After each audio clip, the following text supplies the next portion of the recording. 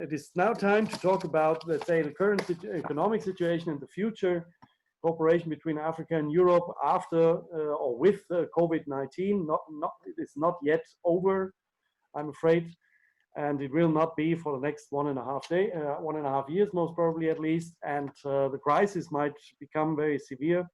So there are a series of questions that we have to ask ourselves and how we can go on. I'm happy to have here a very important panel of people that really think and develop ideas and test them and discuss in the world with many other important people. Our Associate Director for Economic Cooperation, Professor Horst Fischer, he's also professor at the University of Columbia in New York and University of Leiden in the Netherlands, will lead through this discussion until 6:30. Please, Horst, take over, and I will finally stop to talk. Thank you. Stefan, thank you very much. I hope you can all hear me from Germany, and I'm so happy that after this long and I might say interesting but also successful day, we still have quite a number of participants, and I would like to thank my panelists, which I will introduce a little bit later. Before introducing the panelists, let me make some introductory remarks concerning the content, but also then concerning the format and the discussion of the panel.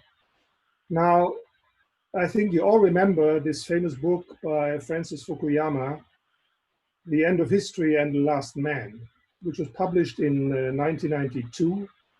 And Fukuyama has argued that the worldwide spread of liberal democracies and free market capitalism of the West and its lifestyle may signal the endpoint of humanity's social-cultural evolution and become the final form of human government.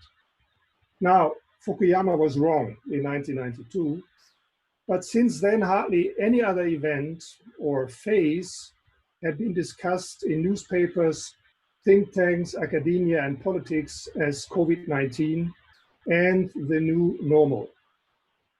COVID-19 is not just a pandemic. It is a pandemic which has and still is, I might say, exploding at a time when liberal democracies are attacked from many angles and are in defense, but also the pandemic contributes to weaken what is needed most to fight it. That is multilateralism, international cooperation, strong and effective international institutions, and support to transnational cooperation in science. Many serious commentators in the past weeks have stated that a new Cold War has started between the US and China. And others have argued that we are on a path to a multipolar balance of power. Not only geographically, but also economically, Europe and Africa are placed somehow in between the powers competing for dominance, US and China, not to forget other countries aiming for influence, multipolar power, in areas of raw materials, trade, and access to producers and clients.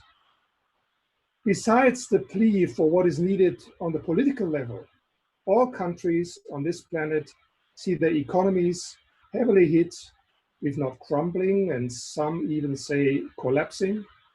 And all countries in both our continents are affected and need good ideas, excellent policies, and financial means to survive. However, what they also need are good ideas and entrepreneurs.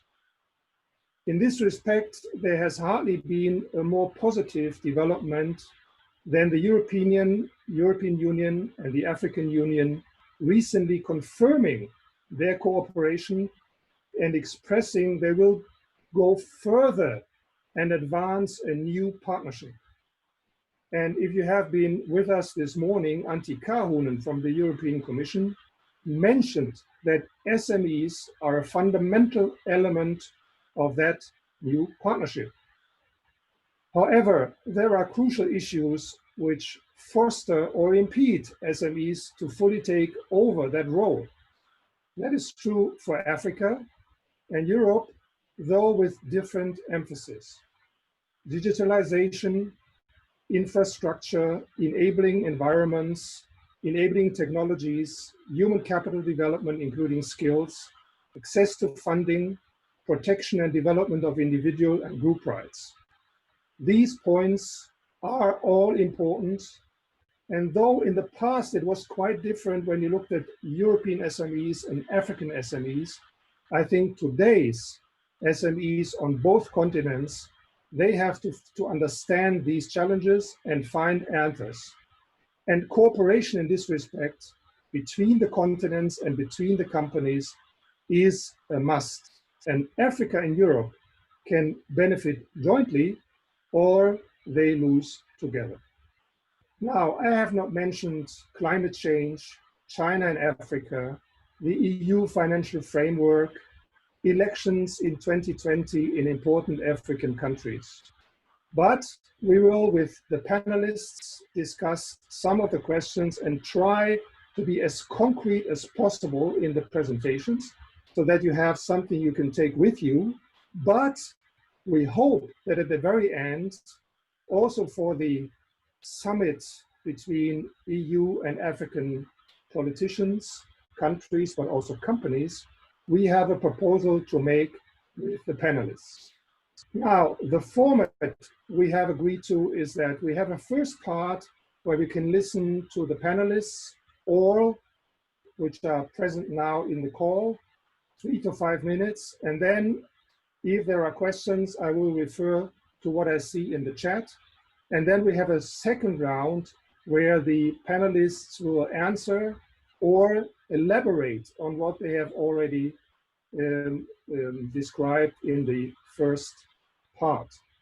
Now, please, you know, there is this blue hand. If you want to talk, use the blue hand or mention it in the chat.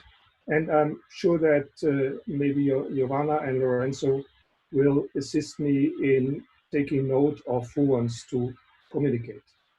Now, I'm extremely happy that we have all these panelists in the late afternoon here, and they are with us.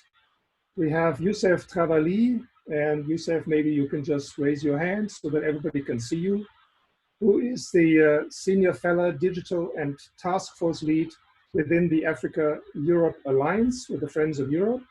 But he's also Vice President, Science, Innovation and Partnership at the next Einstein Forum, which is really interesting to look at. Now, there will be a link which we can put in the chat a little bit later to something Youssouf has just been publishing.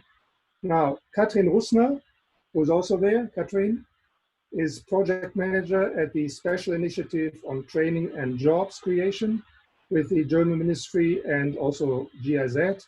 She has been working for GIZ for 8 years in various positions in Africa and Germany.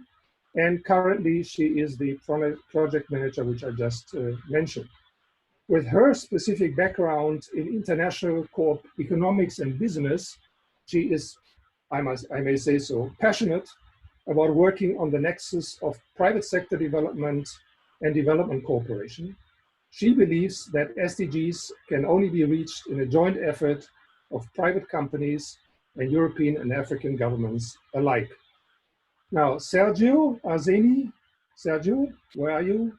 Over there, is president of INSME, the International Network for SMEs, promoted by the OECD and the Italian government, which exchanges best practice in the implementation of effective policies for entrepreneurship and SME development. Sergio was the founder and director for many years of the OECD Center for Entrepreneurship, SME and Local Development. Then we have also with us Youssouf Moussa Dawaleh. Youssouf, where are you? The president up there, yes. He is the Pan-African Chamber, president of the Pan-African Chamber of Commerce and Industry, PACI. And he is also the current president of the Djibouti Chamber of Commerce and one of the leading figures of the Djiboutian business community. And then finally, we also have with us Sylvain Kopoin. Sylvain, maybe you can also raise your hand so that people can identify you. Yeah, over there. Thank you. The translation needs a little bit of time. And Sylvain is also the Secretary General of PACI and joined us. And I'm extremely happy because we try to get the connection established. So thank you very much to my panelists. And we start with Youssouf Travali. Then we have Kathrin, then Sergio, then Youssouf, Dawaleh, and then Sylvain. Youssouf, you have the floor, and I know you want me to bring up a slide, right? Oh, well, yes, if possible. So thank you very much. So good afternoon, everyone. I think my very short answer to the question that is raised by the title is that the future brings hopes and is full of opportunity for SMEs. Now, I will just start with a very brief brief on Africa's innovative response in the context of COVID, which you can, of course, read in one of the papers that I've recently published. And I will start with what lessons we can learn. And I think the main lessons we can learn is that African SMEs have played a central role in supporting government in their response against COVID. You say, can you see the slide? Yeah, I see. Okay. I don't know if you can see. Horst, can you put full screen, please? Okay, and everybody should be able to see it, right? Yeah, exactly. Thank you. Okay. Yeah. So in terms of lessons learned, there are 4 lessons I want to leave you with, having done a kind of overview of what has happened in Africa. The first lesson that we learn is that we really need to master digital technology, meaning AI, artificial intelligence, bioinformatics, big data, cybersecurity, and so on. The second important lessons we have learned from this COVID pandemic is that we need to develop robust digital infrastructure in Africa.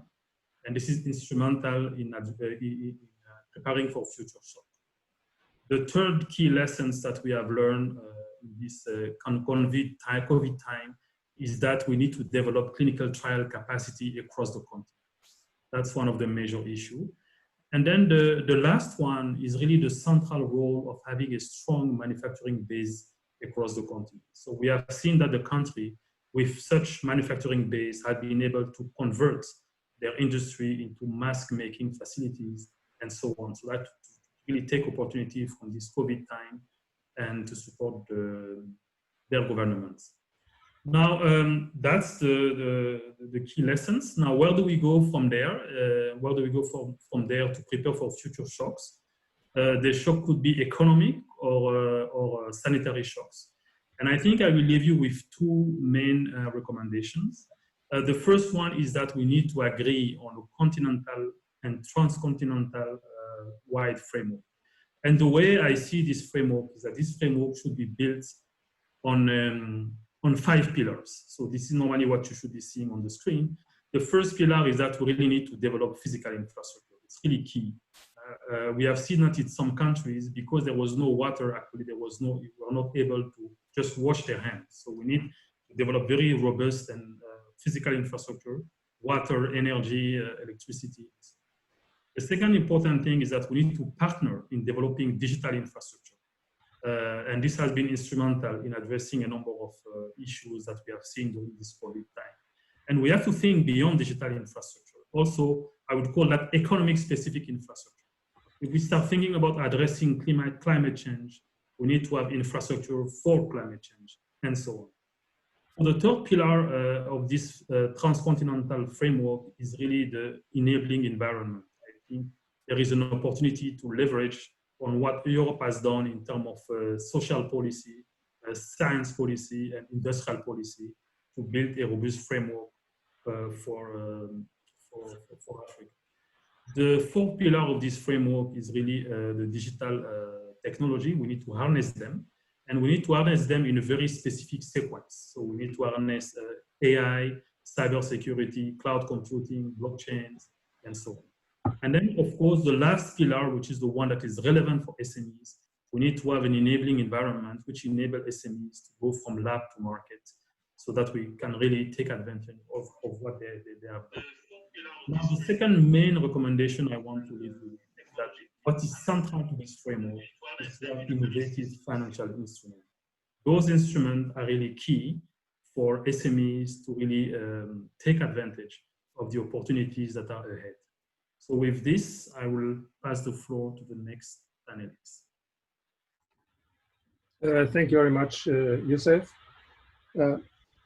I take away now the slide here, but I think we could keep it also for the discussion a little bit later, because I think it's really summarizing pretty well some of the challenges. Yeah. So Youssouf, I take it away now, but I can bring it up later again.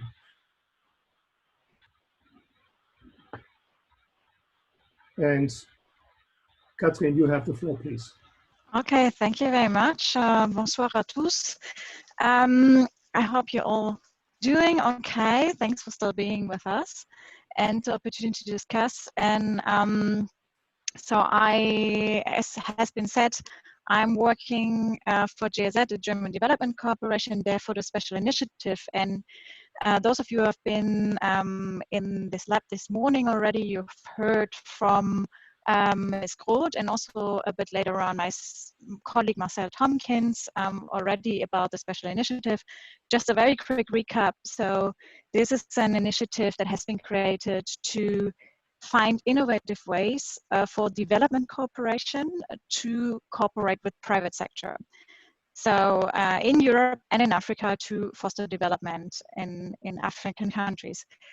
And this is a very challenging, but also very fun task our team has. And what I'd like to share with you is a few insights from our very practice-oriented approaches we've had so far before and after COVID-19. And then maybe for the shortness of the time, two quick points. So what we've seen with COVID-19 is basically a speeding up and fortifying two developments that have been maybe lingering but are now accelerated.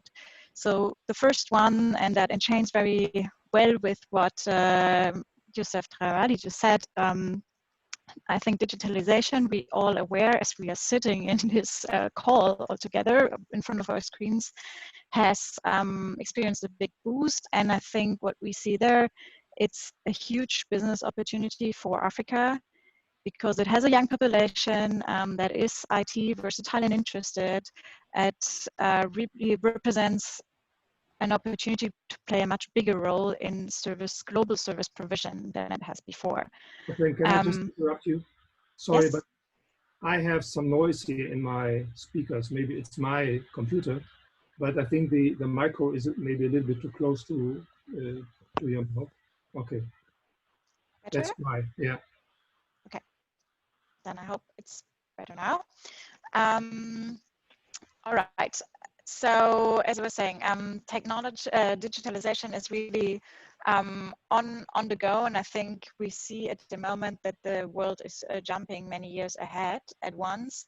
And one answer to, like, in this setup, how do we cooperate with private sector is the Digital Skills Accelerator that Madame Groth has also, Ms. Groth has also mentioned this morning, which is a platform with attached an operational structure where several companies of the IT and business process outsourcing industries have come together with the goal to strengthen digital skills in Africa and then employ people in the sector. And this is a goal GIZ also is very willing to support, and it has been a great way for us to work with private sector in these consortia setups, as it's a vehicle to really create impact and broaden our own outreach very efficiently. And we're also talking about COVID-19 and how does it change cooperation. What we've seen, definitely it has been, such a setup has not been effective only before COVID-19, but also during COVID-19, because the special initiative has adopted a new indicator very early on during the crisis that is aiming at saving jobs, actually, not only creating, for very obvious reasons. And as we had this existing structure and contacts with the companies who are affiliated to the DSAA, we were able to set up new projects with them to save jobs in African countries that otherwise would be lost. And I think it's a very good example how you can switch also very, very quickly due to whatever the world is throwing at you. And we're very happy about this cooperation and the trust that had been built already pre-Corona times. Then a second point that we observe, and that really links very well with that model, after an initial, let's say, a bit more inward-looking moment for most of the companies we're working with, we definitely seen that companies understood that Corona will accompany us for quite a while, and that what's necessary is to become more resilient to shocks, to share risks, to work on the resilience of supply chains. And that means that investments in cooperation, be it along the value chain or be it across different industries or within an industry, have become much more interesting, and we see much more willingness to enter such cooperation models. And especially for the case of Africa, I think European companies also see more and more the advantage of also across countries find allies and then find further ones in Africa. And we are very happy to support such partnerships with the special initiatives.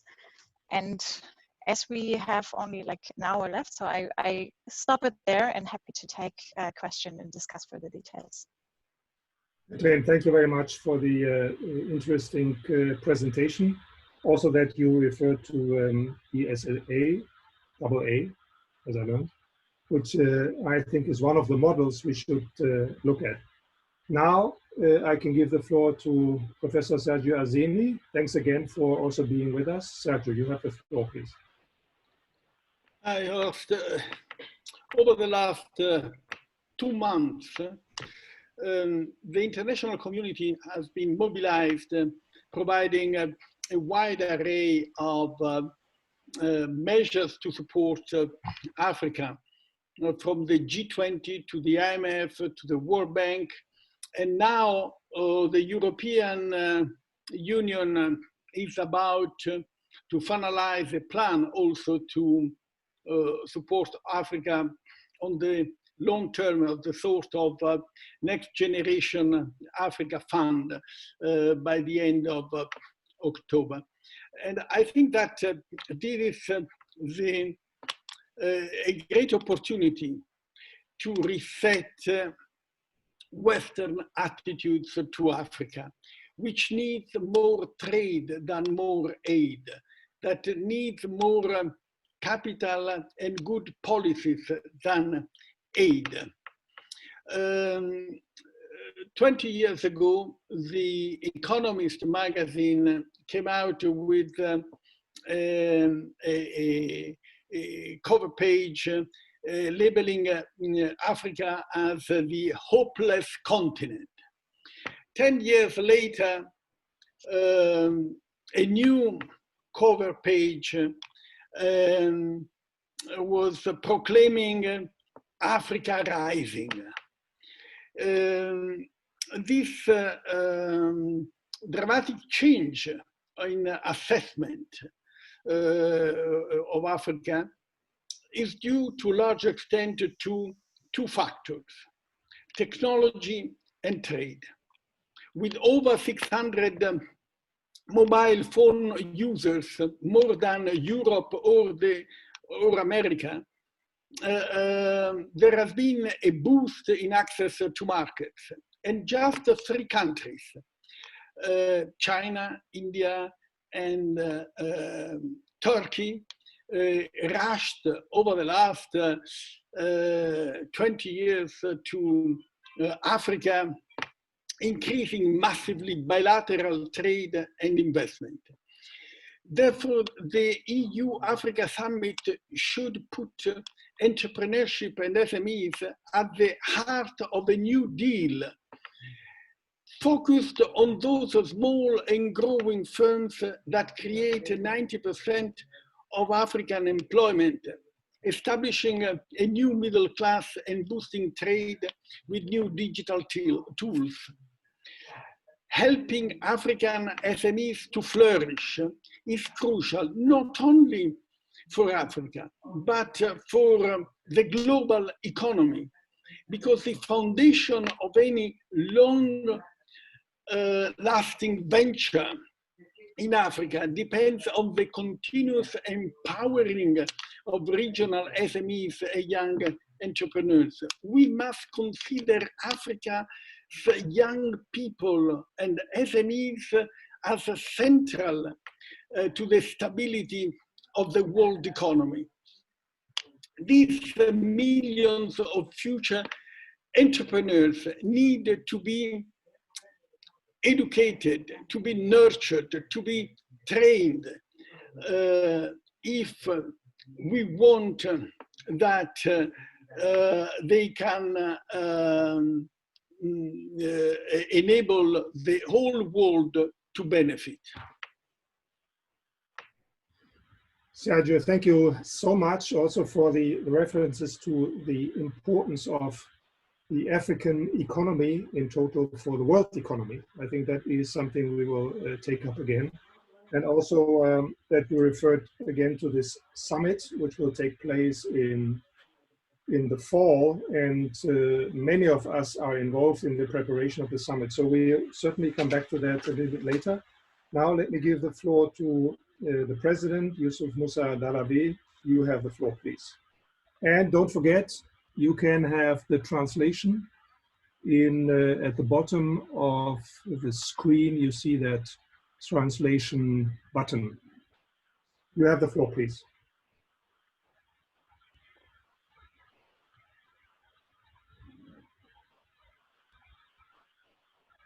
President, can you hear me? You have the floor, please. Yeah, I just want to say that COVID-19 in Africa, we have two types of, let's say, two situations that we had. Economically is very, very bad in Africa, but in medical issues, thanks God, we are, let's say, less than other continents. The situation that we are, for example, now in Africa, it's a dramatic situation for SMEs after the COVID. As you know, Djibouti was been closed 2 months and 17 days from abroad. In general, in Africa, it was the same, except 2 countries. But the thing is, when you see the situation of the growth of any African countries, it's negative, starting from let's say June. Economically, it's very difficult. What is the situation we are also who have got in Africa? It's practically, when you see the import of medical items, import for a lot of different items was coming from, essentially from China, from Turkey, from in general in Europe, and essentially in this last 10 years in Asia. When this situation was being blocked, we had a really difficult situation, for example, for medical assistance, like masks, alcohol, or several other products. I know that in Europe you are producing in Germany, in Belgium, in Luxembourg, but in Africa it's very, very few. Very few countries are producing this kind of emergencies sanitary products. If I come to the study of the World Bank, African countries will lose 5.5 until 7 points for the this year. It means the 2021 will be more difficult than 2020 because in terms of income for taxes, we're paying the next year what we are consuming 2020. This is one point. What essentially we need now in Africa to be, let's say, practical. We need to have 3 points that is very critical in Africa. One is a sovereign guarantee that you had in Europe. The situation in Europe is completely different in terms of financial issue because your European Central Bank is helping billions of euro to finance the SMEs and other business communities, and in general for the European economy, as we know. But in Africa, we don't have this kind of opportunity. That's one very important issue that we have to raise. The second point is that we have to mention is the competition between, or the problem between China, US, or China, Europe. It comes also in Africa because now the globalization gives us and show us that economically we are linked. And if economically in Europe you are suffering for any reason, in Africa also we have got the same problem, and even more. If I shift in French, Professor Fischer, Oui. La dépendance des entreprises africaines au marché international, notamment de la Chine et de l'Europe. The dependence of African companies towards specifically the Chinese market means that there is a break in the supply chains in Africa. And it has consequences on the economical side that is as important on unemployment as it would be in Europe. It represents a whole side of the African economy. And if we have problems, everything will be severely affected by the crisis. Poverty would be for thousands or millions of Africans. And they will know extreme poverty that will be even worse than before. This is the problems that we're facing. The World Bank and the IMF have discussed of the problem linked to the debt of African countries, also with African Union. I have attended a meeting with African commissioners for the economy. It is a terrible situation that Africa is facing because there are two things that should be mentioned now. The first thing is the data that we have about companies, SMEs, African SMEs. I'm sorry, the connection is really bad. I cannot translate.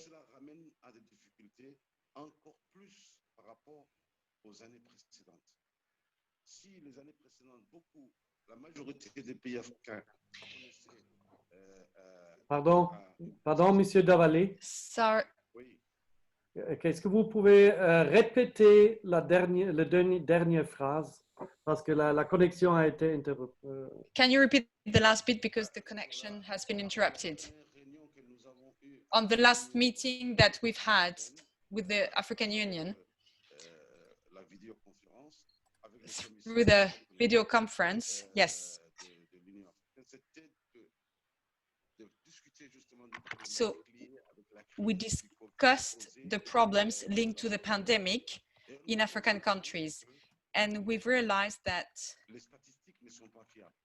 statistics and data are not relevant because companies that are registered companies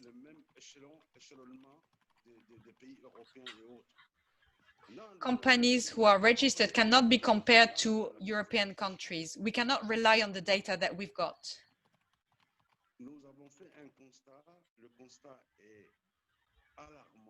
We've noted that the situation is dramatic.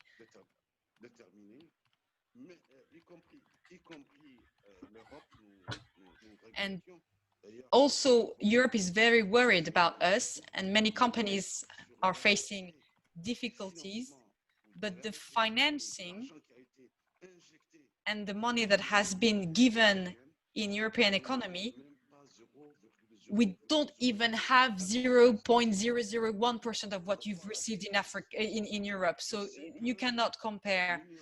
I know that European Union did a Marshall Plan to try to stabilize economy, to avoid major crash, to avoid companies from crashing. That's why you've injected billions.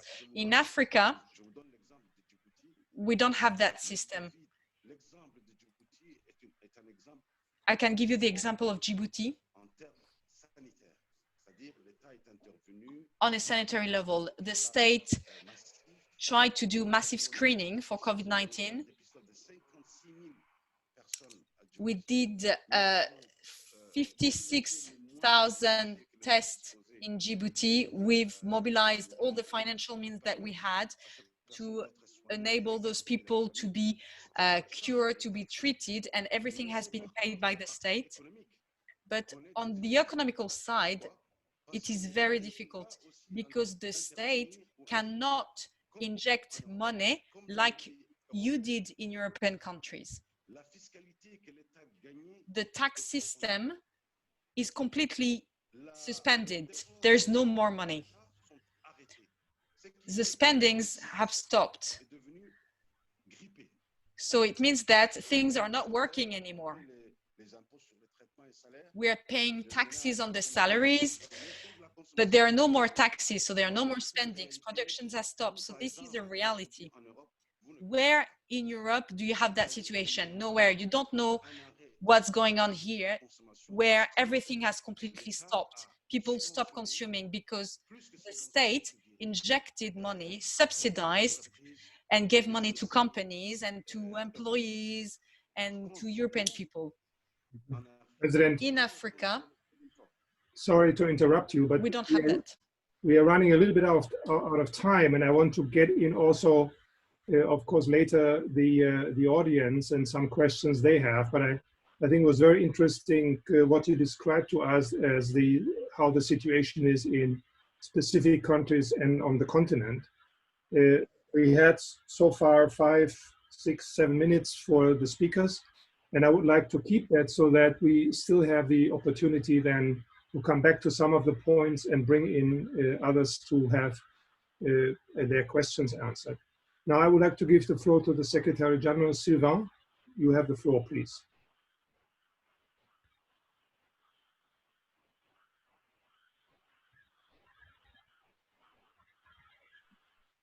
Allô, vous me recevez? Oui. D'accord.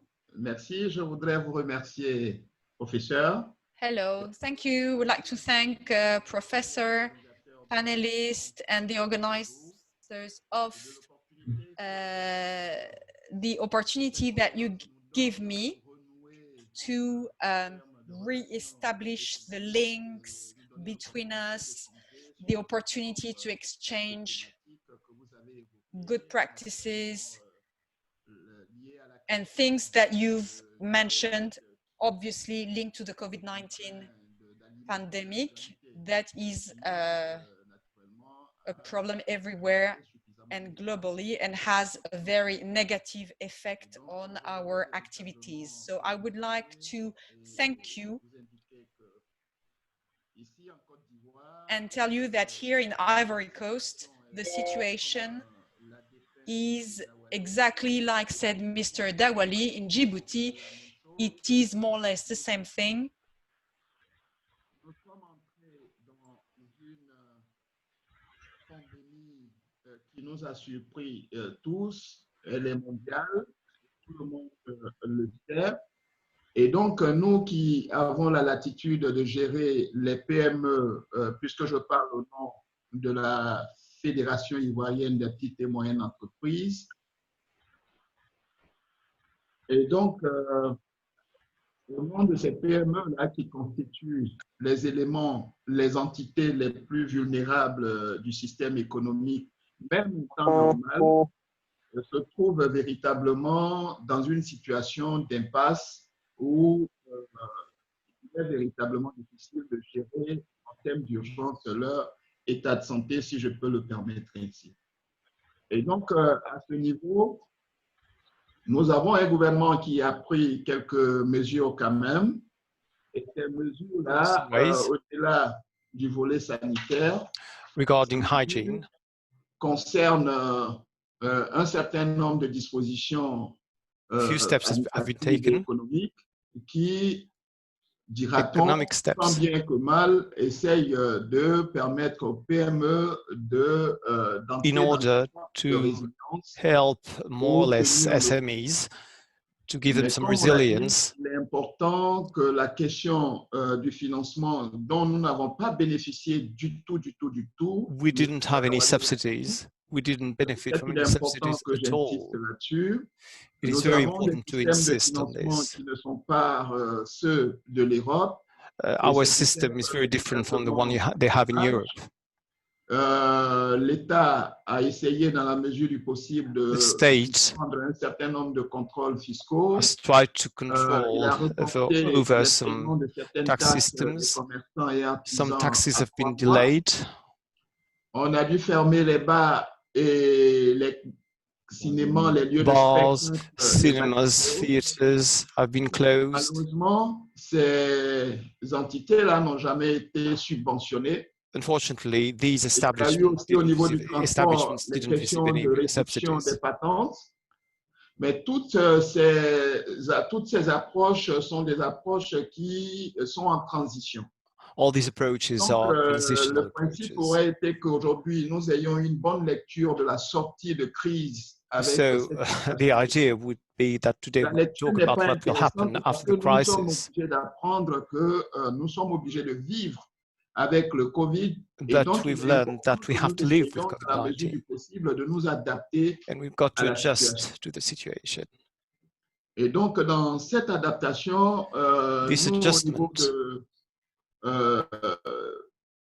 la situation économique, nous sommes obligés de voir un peu avec l'État quelles sont les stratégies. Consider with the government what strategies and what opportunities are there. De sorte que nous ayons la latitude de relancer notre in order to be able to relaunch the economy, because we're all convinced de cette économie. Si nous les laissons mourir, if we alors do not do anything, nous allons transiter depuis all une crise these companies will sanitaire die. à une crise économique. We'll have a health crisis that will become an economic crisis. Ils ont été nombreux les employés qui ont perdu leurs emplois. Loads of people lost their jobs, unemployment has increased. Sur lesquels Dawaleh est revenu, puisque nous avons pratiquement les mêmes systèmes économiques. We've spoken about this. Et donc, il est important que dans l'espoir que nous devons garder à travers ces It is alliances, very important to remain hopeful. comment est-ce que nous pouvons tirer profit? How can we get some profit out of the situation? Pas les mêmes conditions d'environnement des affaires, c'est des questions majeures. Certes, dira-t-on, l'Afrique est l'avenir du monde. Africa is the future of the world, but we've got to think of capacity. Nous essayons ensemble de voir. Je voudrais aussi vous indiquer que je suis heureux qu'il y ait déjà deux panélistes, notamment Kathrin et puis Youssouf, and qui ont indiqué qu'ils ont déjà des outils pour nous aider. Have tools to help us, and I'm really glad I've heard this today. Parce qu'aujourd'hui, la situation du Covid a remis toutes les approches humaines en cause. A lot of human approaches are being questioned. Que nous avons découvert à travers cette conférence sont des outils suffisamment importants. And these tools we found out through this conference are very important tools. Soient assez rapidement déployés. and they have to be deployed very quickly la relance ou de l'adaptation de notre économie à in la order situation to relaunch or to adjust the economy to the present situation. We nous have to puissions live revoir. with La COVID-19. question majeure qui nous préoccupe, c'est comment nous relançons nos How activités parce que do we pendant relaunch la crise, everything now? l'État avait pris des dispositions sécuritaires puisque personne Because ne comprenait safety steps were taken by the state. Du Covid se présentait.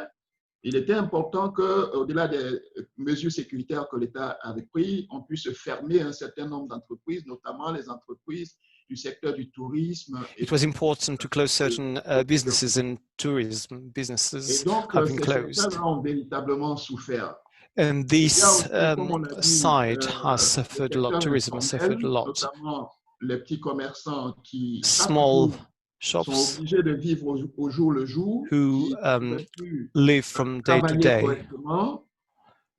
Il y a les questions de fermeture de frontières. We have the countries have been closed, the boundaries have been closed. This is another issue for import-export. Alors, aujourd'hui, il est important que nous ayons des outils et des stratégies de relance. Today, we need tools and we need strategies. Ces rencontres, c'est de voir effectivement de façon concrète comment on met le doigt sur les possibilités de relance. We have to put our fingers on the different ways nous n'en avons pas bénéficié. We didn't get any subsidies. Comme les statistiques le prévoient, any si grants. on regarde d'ici encore peut-être la fin de juillet ou août, c'est plus de 60% de nos PME qui vont disparaître. Until the end of August, if there is nothing, 60% of the SMEs are going to disappear. Nous voulons inviter les uns et les autres à la réflexion. We would like everybody to think, to ponder over this. Dans cette alliance que nous avons tissée, qui so this alliance that we've created, we've founded. Pour le meilleur et pour le pire, si on peut le dire ainsi, nous soyons à mesure de ne pas mourir. In all cases, we need to make everything to survive, to be able to survive, everything possible to be able to survive. Les crises sociales qui finissent toujours par déstabiliser tout ce qui avait été fait. Donc, voilà un peu destabilize everything that has been created. We are losing a little bit of the time. Thank you very much for the description, I think, which when I remember what also the president said, is giving us a picture of what is happening in some of the countries in Africa, which was extremely needed. So thank you very much. I'm not so sure whether your translation is still functioning, but we still have almost 60 participants, and I would like to ask them if there are questions from your side. Please let me know so that I can get you in. I don't see, and Lorenzo might help me. One of I can do. Please raise your hand if you want to ask a question. We give you the microphone. Yeah. Okay. Now, Stefan, while you look at what is happening with the audience, let me just give you also my first impression from what I heard, which was extremely interesting from all the participants, so that we can come back from Youssouf, who started, to the Secretary General who finished. Because what I see is there was a lot of optimism when we started, and when we ended with the two last presentations, there's also a realistic picture of what is happening in African countries. Now, one of the questions I think is really pertinent is, when we look at the economic situation in African countries, is there still enough energy? Are there still enough companies with which we can build that economic cooperation between the SMEs?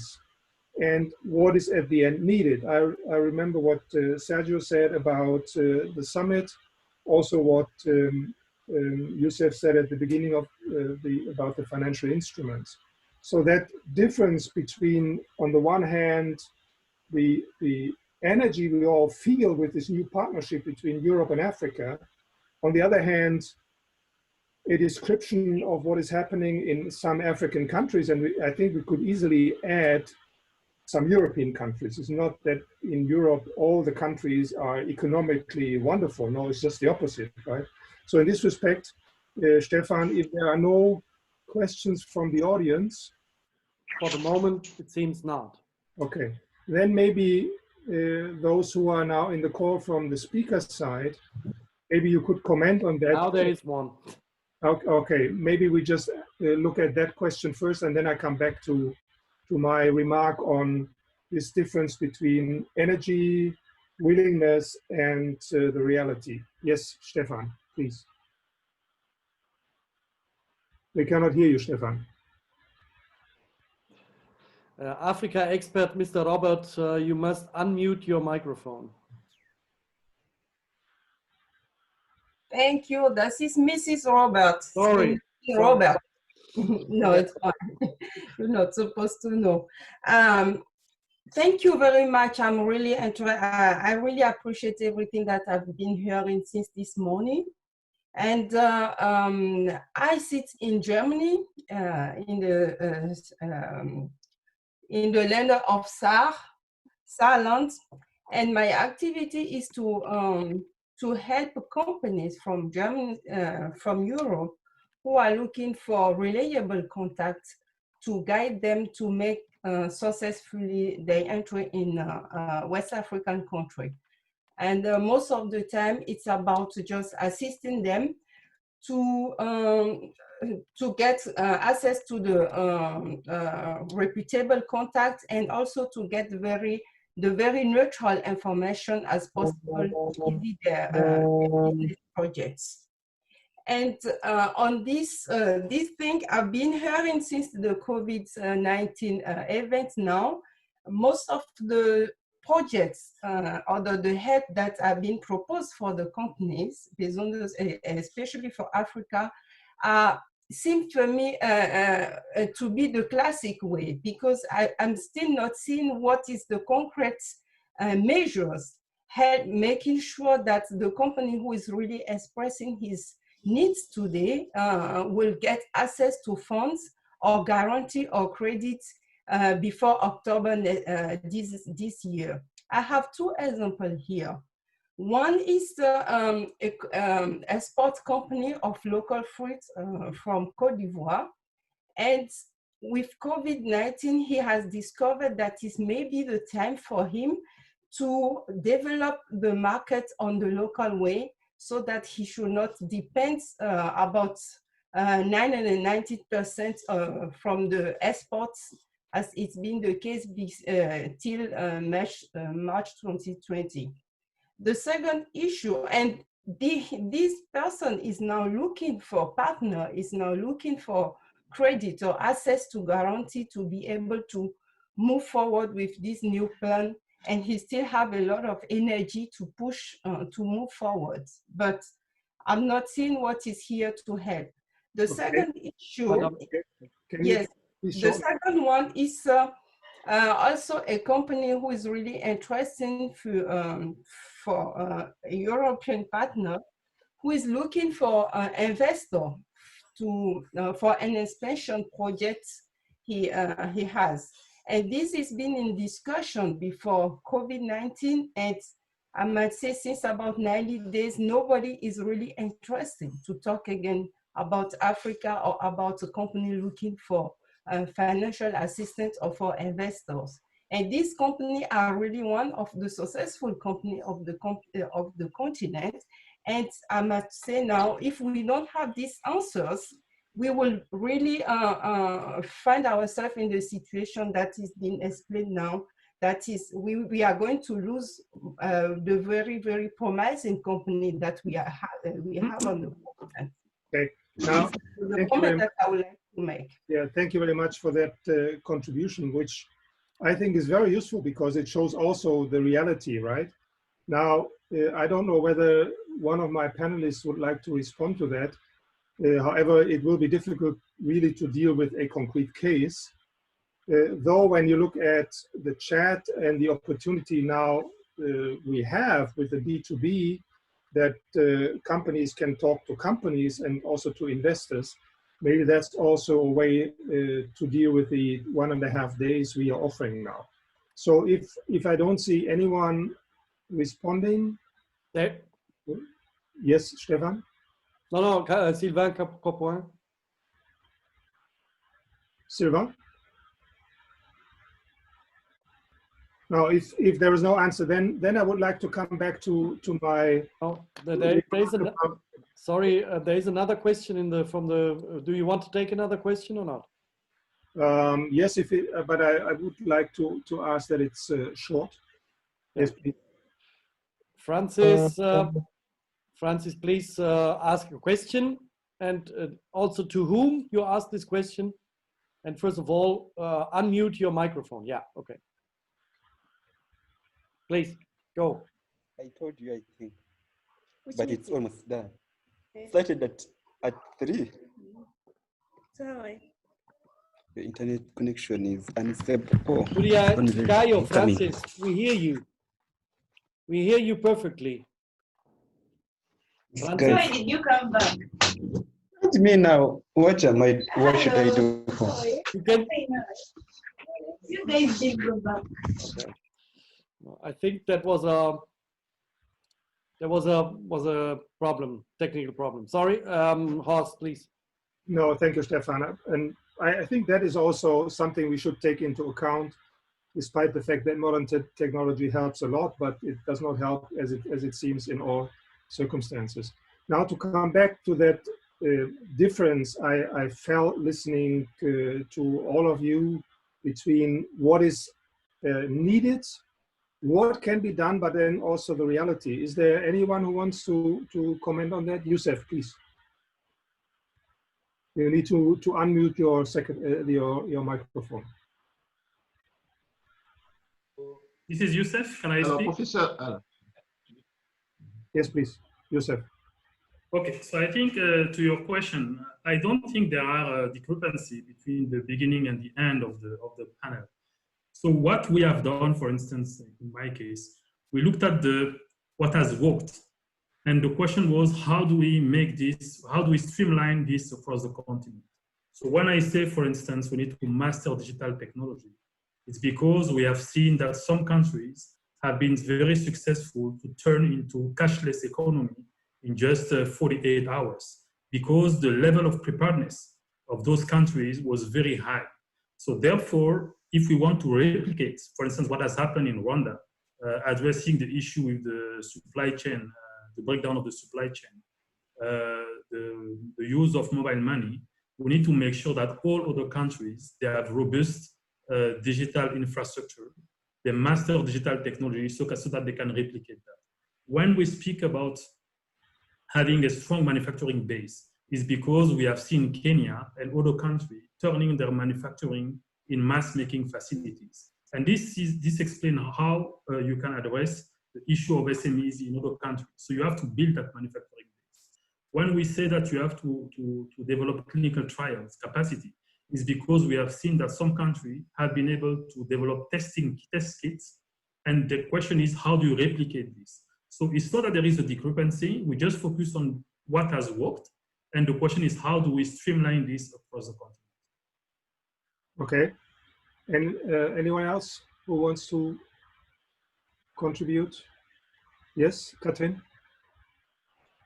Yeah, maybe also one comment on how to work, and I definitely admit that like from our perspective as a government agency who is supposed to work for development cooperation and cooperate with business where our goals are in line, we definitely have to become better. And I think with COVID-19, the urgency is even increased to abandon like bilateral ideas. I mean, we're in a European forum here, and I think we definitely can become better at working as European companies, as European institutions, as like this network we have with Africa, and instead of like working, I don't know, the French agency with French companies, really get to a point where we are a French, a German, an Italian company, and a Senegalese company or a Ivorian company, working together and being supported by the EU, by us, by like a number of institutions who are willing to help, and sometimes having trouble like getting their points across and finding the right touch points. So with DSAA, for example, we are like trying to plant a seed there in this direction to have a structure that is open, and we welcome everyone to water the seed and nourish it with us, like be it either tech companies who want to broaden the network and become affiliated and partners, or be it like with other institutions supporting such approaches. So there maybe just, yeah, the call and the summary to please bear in mind we can really channel things at several levels to make it much easier to get to the support that is definitely there. Mm-hmm. Kathrin, thank you very much, because it's also very interesting what you say. When I described at the very beginning that this COVID somehow is shifting apart continents, right? What you are just saying is, in our case, I mean, in the case of Europe and Africa, it brings us together in a way also in Europe, which was not so easy before. Now, let me come back to what Sergio said at the beginning about the summit. And maybe I can first ask you, Sergio, and then President Dawaleh, and also Sylvain, and then of course the other two, about the summit and what we could take with us today from the description, what we heard with the ideas, and to have something we can present to the preparatory committees for the summit, because we are also involved in that. Sergio. You have to unmute your microphone.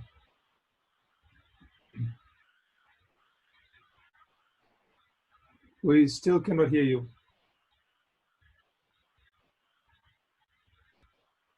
Sergio? His microphone works. I don't know why we don't hear him. I'm sorry. Maybe it's a problem on his side. No, it's not working, Sergio. Sorry. Maybe you just get out and then you come back in, because we cannot hear you.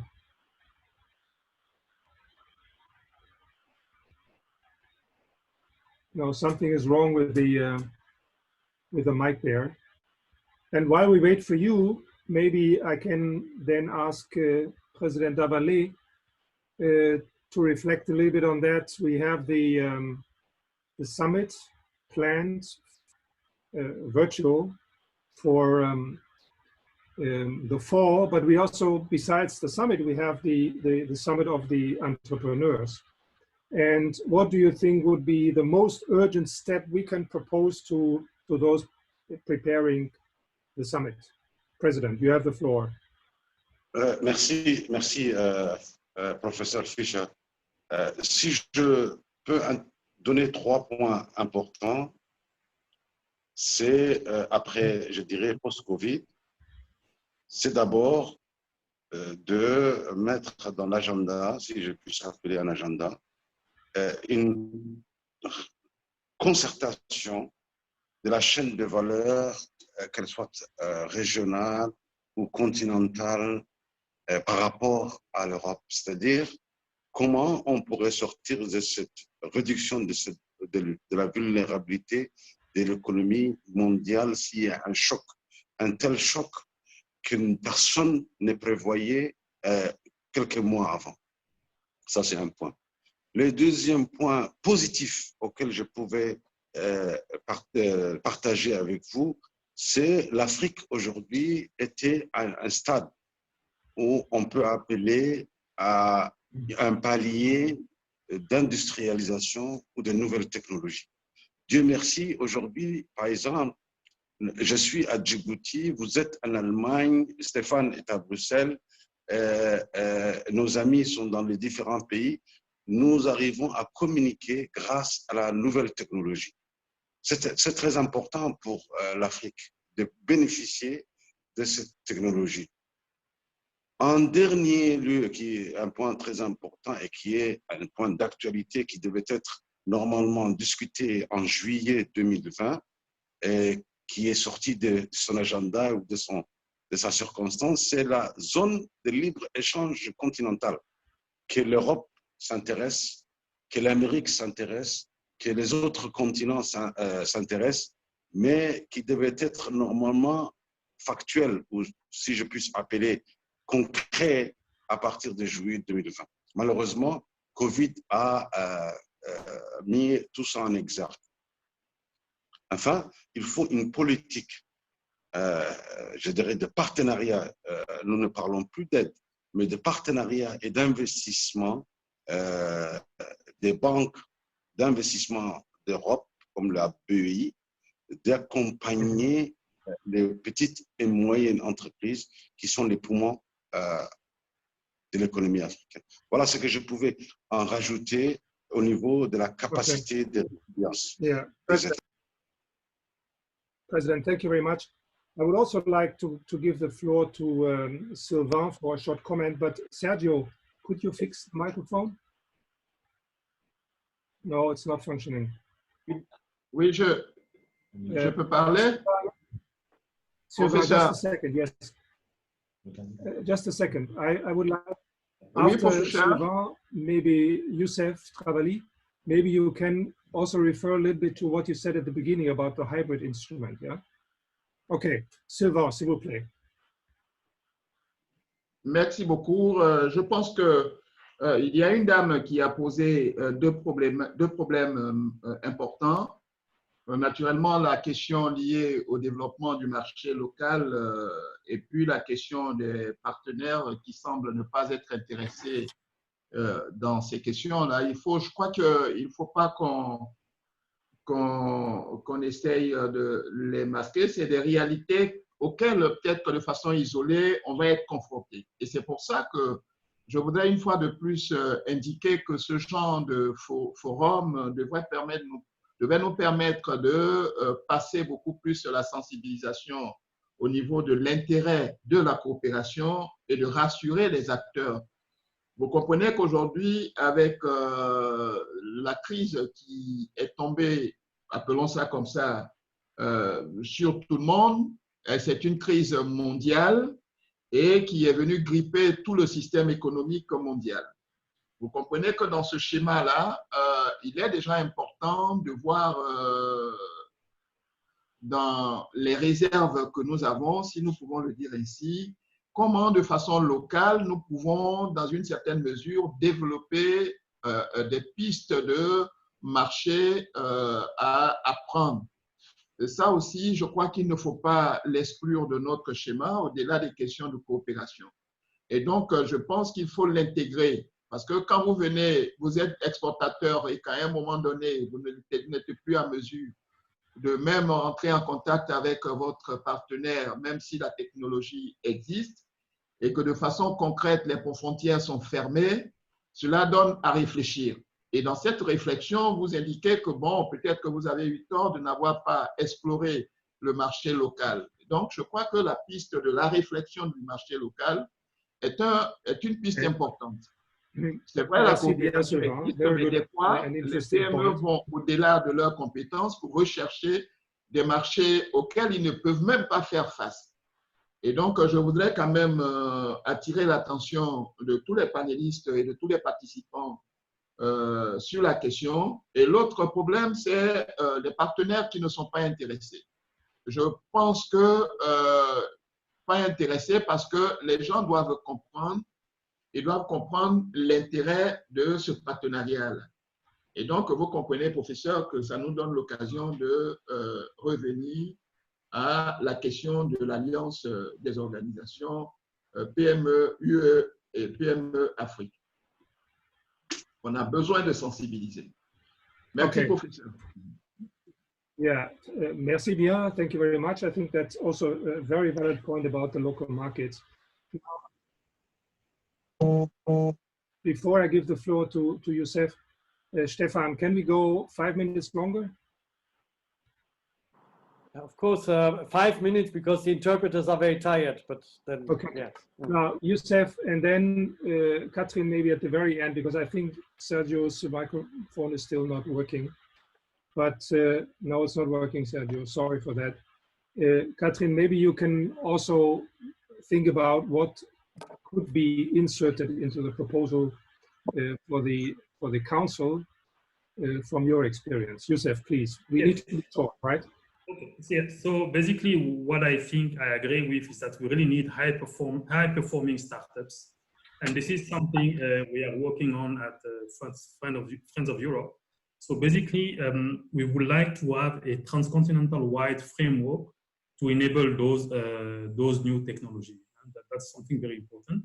And as I mentioned at the very beginning, central to that framework, it's a financial instrument, innovative financial instrument.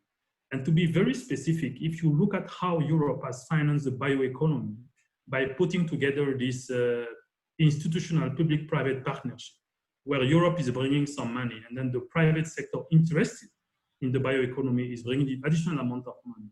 The question is, how can we scale such an instrument across the two continents? So in that, for instance, Europe could bring one part of this pocket money that we would need. Africa institution could bring the other part, and then we'll have a third part, which will be brought by the private sector. So this is what I call this hybrid transcontinental framework. And I think this is something very concrete, which would come up with at the EU-Africa Summit and state that this instrument will enable high-performing startups, which will help addressing a number of issues that we have seen and discussed. Youssef, thank you very much. Also for the explanation about the hybrid instrument. You might know that CEA-PME has proposed a new instrument to finance SMEs in the Africa cooperation with, I think, even a new wonderful name. But it might be useful just to have also a round to look at what is already there in the thinking about such an instrument. Now, Kathrin? Yes, okay.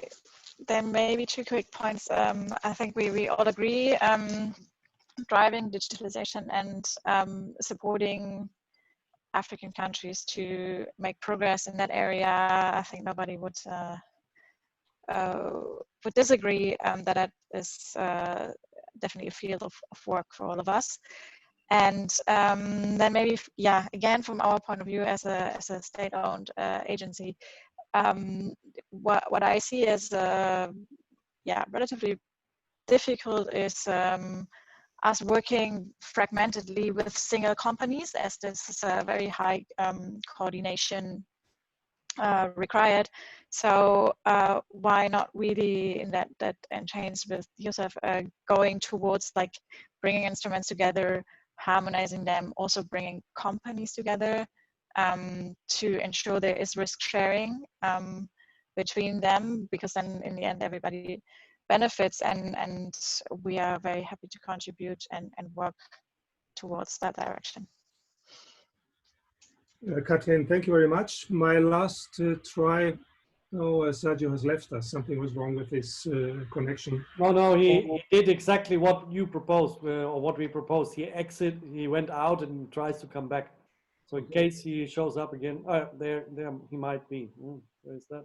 Let's see whether he. Sergio, can you hear us? It takes a moment. The microphone is also muted. Now, let me just express my gratitude to all the panelists. I think we had a wonderful collection of descriptions, ideas, and analysis. And Stefan, I also believe, looking at what we have been discussing today, it was a bunch of flowers we have been showing to the participants today.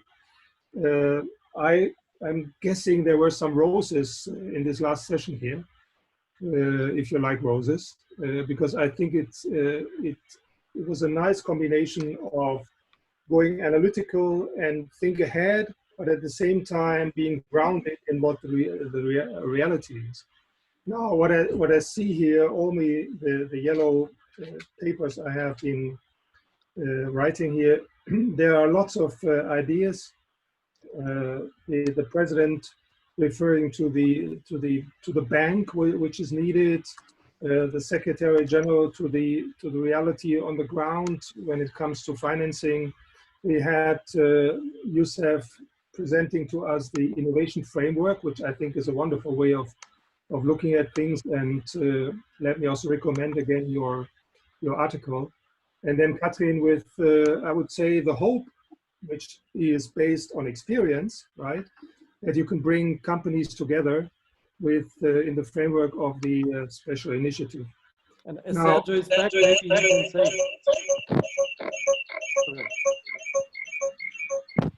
Sergio, can you hear us? Microphone is muted.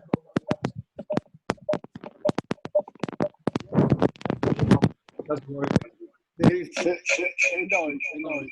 I turn off. Okay. Now, let me finalize by thanking Stefan and the organizers for the opportunity, of course, the panelists and the audience after such a long day to be willing to listen and to digest. I think, Stefan, we also have now got a message what we could take with us for the preparation of the summit. I think there are many interesting aspects. Also, Youssouf, maybe to get closer in discussing some of the issues you do in Africa and for the Friends of Europe, together with Stefan and CEA. But certainly, the video, if there is a video of the meeting, we will look at and see what we can put together. So I think my task would be to be the guardian of the ideas which we had raised here, and to take them with us and channel them into Stefan's, not pocket, but to put it on this table so that we can have an impact with this channel. So thank you very much from my side, and I give the floor back to Stefan. Yeah, I don't want to make big conclusions, but I want to thank everybody for the participation, and in particular invite President Youssouf Moussa Dawaleh to participate at the end of October as President for Pan-African Chamber of Commerce and Industry here in Brussels to the European African Union's Business Forum, and on the evening of the 27th of October, together with the heads of state and government of all 54 African countries and 27 European member state countries, or 28 still at that moment, to repeat what he has said today to us, which is absolutely important because it is a great alarm clock. And of course, also our colleagues from FIPME, from Federation of Ivorian Small and Medium-Sized Enterprises are welcome. Also because the evening before, on the 26th of October, we want to make the constitutive meeting of our African-European SME Alliance, which we have already signed together, and we want to enlarge it to new members also, and decide exactly what will be our common program for the next 2 years. So there will be space not only to organize our common work together in the future, but also to hopefully bring this message that you have told us today, Mr. Dawaleh, also to the heads of state and government of all the African and European countries.